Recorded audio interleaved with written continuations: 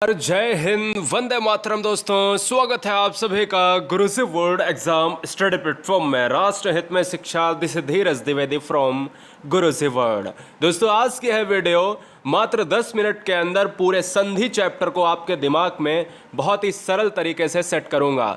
आज के बाद कोई भी ऐसा क्वेश्चन एग्जाम में ऐसा नहीं होगा जो आप एक नैनो सेकेंड में टिक ना कर पाएं। तो याद रखिएगा, बहुत बेहतरीन तरीके से सारी ट्रिक्स को आपके माइंड में सेट करूंगा और कोई भी क्वेश्चन आपका आएगा तो 1 सेकेंड नहीं लगेगा कि आप आंसर क्लिक कर जाओगे। तो चलिए, कंसंट्रेशन के साथ एक पेन एक कॉपी उठाकर कुछ 5 ट्रिक को नोट कर लीजिएगा जो केवल मात्राओं पर आधारित होंगी। ठीक है ना? केवल मात्राओं पर, और दुनिया का कोई भी शब्द आ जाए तो भैया एक बार में लॉक करना, आंसर 100% सही हो जाएगा। हर बहन हर भाई के लिए यहाँ पर बताना चाहेंगे कि पहली परिभाषा से ही एक क्वेश्चन बन जाता है। क्वेश्चंस क्या बनता है? समास और संधि में, दोनों में बच्चे कंफ्यूज रहते हैं। देखिएगा, संधि किसे कहते हैं? तो 2 वर्णों के परस्पर मेल से। इस वर्ण को हमेशा याद रखना।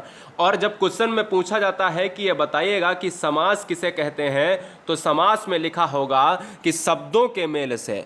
जब शब्द की बात हो तो समास, जब वर्ण की बात हो तो संधि। क्वेश्चन कैसे पूछा गया था पिछली बार एग्जाम में कि यह बताइएगा कि वर्णों के परस्पर मेल से परिवर्तन होने वाले शब्दों को क्या कहेंगे?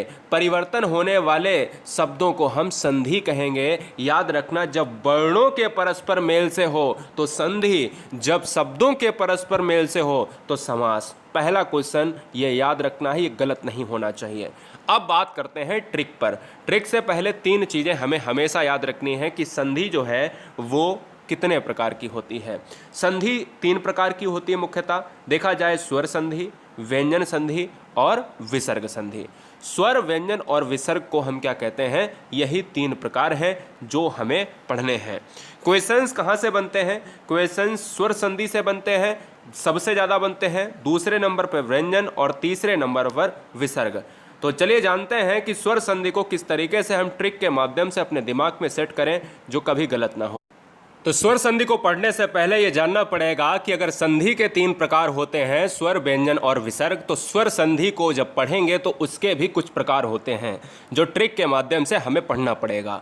समझिएगा कि एग्जाम में क्वेश्चंस आपसे पूछ लेता है कि यह बताइएगा कि महोर्मी में कौन सी संधि है, तो आप कंफ्यूज हो जाएंगे। तो ऐसी हम एक ट्रिक बताने वाले हैं जो केवल मात्राओं को देखकर आप चीज़ें आसानी तरीके से क्लिक कर पाएंगे। जैसे आप स्वर संधि को पढ़ेंगे तो स्वर संधि के भेद कितने होते हैं ये हमें जान आना जरूरी है। तो स्वर संधि को पढ़ने से पहले उसके कितने भेद होते हैं, कितने प्रकार होते हैं, तो आइए जानते हैं कि भाई स्वर संधि का पहला जो पार्ट है वो है दीर्घ संधि, दूसरा जो पार्ट है वो है वृद्धि संधि, और तीसरा पार्ट है वो है गुण संधि, चौथा पार्ट है यड़ संधि, और 5वां पार्ट है अयादि संधि। ठीक है ना? तो यानी हम कह सकते हैं कि स्वर संधि के भी पार्ट होते हैं। 5 पार्टों में बटी हुई है, दीर्घ, वृद्धि, गुण, यड़ और अयादि। यहीं से सबसे ज़्यादा प्रश्न आते हैं। एक आपको शब्द दे देता है और कहता है 4 ऑप्शन देकर कि इसमें कौन सी संधि है। तो आइए सबसे पहले जानते हैं दीर्घ संधि को हम किस तरीके से ट्रिक के माध्यम से अपने दिमाग में बैठाएं। यहां पर देखिएगा कि जब किसी शब्द के बीच में बड़ी मात्रा, यानी बड़ी मात्रा का मतलब है कि बड़ा आ का डंडा या बड़ा आ का, हम कह सकते हैं, आपको यहां पर ऑप्शंस में दिख जाएगा। जैसे अभी हम एग्जांपल कराएंगे ना तो आपको तुरंत पूरी तरीके से सब कुछ समझ में आ जाएगा 1 नैनो सेकेंड में। बड़ी ई की मात्रा, बड़ा उ का मात्रा, तो हम ये कह सकते हैं ये 3 शब्द आपको, 3 वर्ण आपको याद रखने हैं। इन 3 वर्णों पर ही ये पूरी संधि दीर्घ संधि है। इनकी मात्रा अगर दिख जाए कोई भी शब्द में, और कोई भी दुनिया का शब्द दिया हो, तो उस शब्द में, हर शब्द में दीर्घ संधि होगी। ठीक है?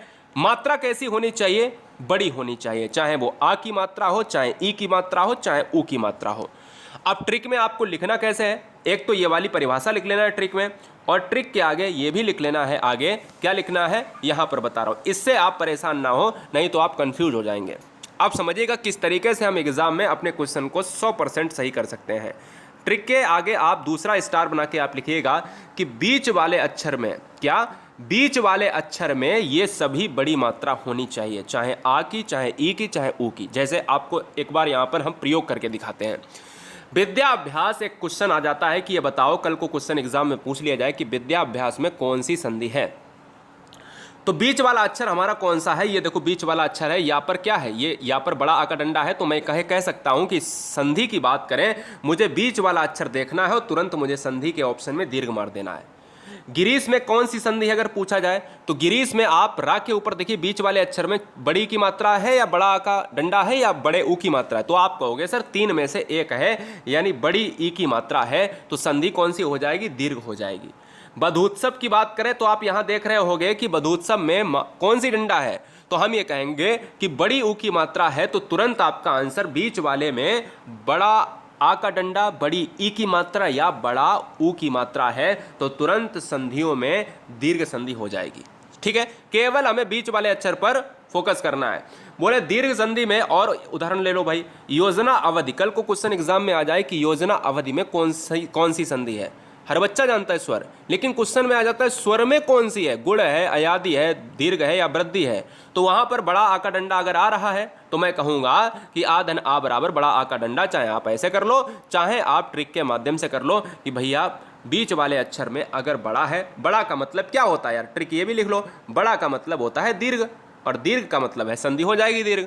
ठीक है ना। स्वाधीन की बात करें तो हम ये कह सकते हैं स्वाधीन में देखो, ठीक है ना। अगर मैं आपसे बात करूं कि भाई सर्वाधिक में, तो सर्वाधिक में आप देख लो, अंडाकार में आप देख लो, अल्पायु में देख लो आप। ठीक है, तो हम ये कह सकते हैं कि मात्राओं को देखा जाए तो बड़ा आ का डंडा, बड़ी ई की मात्रा और बड़ा ऊ की मात्रा है, तो वहां पर दीर्घ संधि हो जाएगी। ठीक है, अब बात करते हैं गुण संधि, जो एग्जाम में बहुत ज्यादा पूछा जा रहा है आजकल क्वेश्चन। गुण संधि एग्जाम में कैसे पूछी जा रही है? गुण संधि में केवल आपको बहुत सिंपल सी ट्रिक लगानी है। ट्रिक क्या लिखनी है कि जब किसी शब्द के बीच में छोटी ए का मतलब ये वाली, ठीक है ना, छोटी ए ये वाली, या आप कह सकते हो ओ का मतलब क्या है? ये वाला। छोटी ए का मतलब क्या है? छोटी ए का मतलब ये वाला। और छोटा ओ का मतलब क्या है? एक तो बड़ा ओ ऐसे हो जाता है और एक जो है आपका क्या हो जाता है? ओ हो जाता है छोटा। तो आप ये कह सकते हो कि अगर इस डंडे के ऊपर ये मात्रा है और अर आ रहा है, ऋषि आ रहा है, तो वहां पर दुनिया के हर शब्द में गुण संधि होगी। जैसे इस री को पहले बाद में हम देखेंगे। क्वेश्चन में क्या था? क्वेश्चन में अगर कल को आ जाए कि ये बताओ कि राकेश में कौन सी संधि है, तो आप यार याद रखो कि इस डंडे की बात कर रहा है, इस डंडे के ऊपर एक मात्रा अगर है तो दुनिया की गुण संधि होगी। आप ट्रिक में कैसे लिखोगे कि आपको ट्रिक में ऐसे लिखना है कि अगर मात्रा ए की है, छोटे ए की और या ओ की है, यानी इस डंडे के ऊपर ये मात्रा आपको दिखनी चाहिए। जैसे सुरेंद्र में कौन सी संधि है, तो सुरेंद्र में आपको इस सुरेंद्र से मतलब नहीं है, इस मात्रा से मतलब है। अगर एक मात्रा आ रही है तो तुरंत आप आंसर लगाइएगा गुण संधि। ठीक है, गणेश में कौन सी संधि है? इस गणेश से मतलब नहीं है, इस मात्रा को देखिएगा, अगर डंडे के ऊपर एक मात्रा है तो तुरंत आप गुण संधि लगाइएगा। हमें सूर्योदय में देखिएगा, सूर्योदय में हमें इस सूर्योदय से मतलब नहीं है, हमें तो इस मात्रा को देखना है, अगर एक मात्रा है तो गुण संधि लगानी है।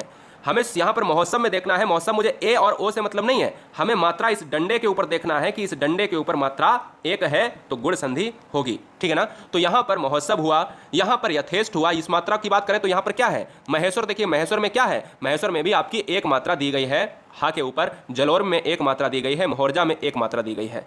अब बात करते हैं ये वाले दो क्वेश्चन।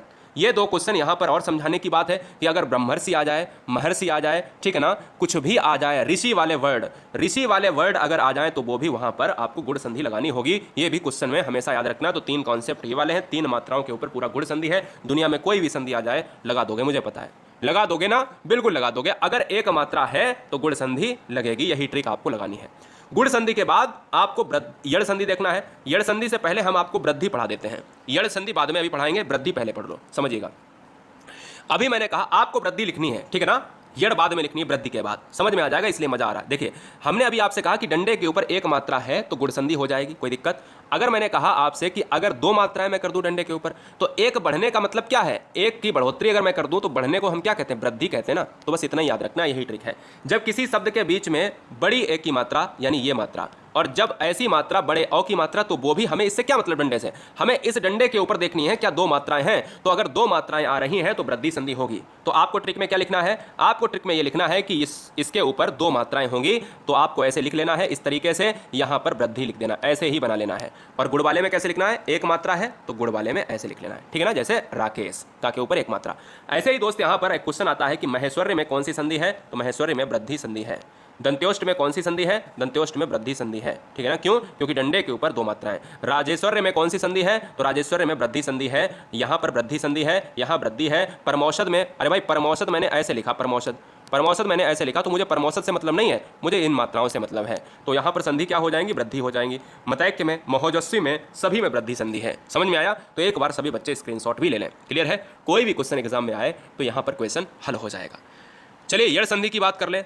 यड़ संधि में अगर जब किसी शब्द के बीच में या बा रा के साथ अधूरा शब्द आए तो वहां पर यड़ संधि होती है। कितनी सिंपल सी ट्रिक है।